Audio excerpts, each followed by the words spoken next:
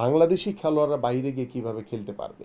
তো সেটা আমাদের রাতারাতি সম্ভব না, সেটার জন্য আমাদের প্রত্যেকটা ক্লাব লেভেলে আমাদের ফুটবলের নতুন করে স্ট্রাকচার তৈরি করতে হবে। আমাদের অনেক মানে জায়গার সীমাবদ্ধতা রয়েছে, আমাদের অনেক ফেডারেশনগুলোর সীমাবদ্ধতা রয়েছে, আমাদের ফুটবল ফেডারেশনের অনেক সীমাবদ্ধতা রয়েছে, আমাদের খেলোয়াড়দের ভিতরে শতভাগ পেশাদারিত্ব যে আনার যে পরিকল্পনা, সেখানেও আমাদের ঘাটতি রয়েছে।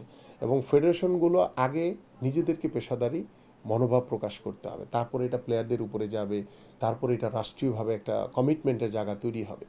এই যে গ্যাপগুলো, সেটা আমার কাছে মনে হয় যে অ্যাজ এ ফুটবলার হিসেবে আমার কাছে মনে হয় যে আমরা যেহেতু একটি নবজাগরণ দেখছি ফুটবলের, সেটাকে কাজে লাগিয়ে আমাদের ফুটবলারদের পেশাদারিত্ব, আমাদের ফেডারেশনগুলোর পেশাদারিত্ব এবং আমাদের রাষ্ট্রীয়ভাবে সরকারিভাবে এই ফুটবল ক্রিকেট সহ সকল স্পোর্টসের দিকে মনোযোগ দেওয়া,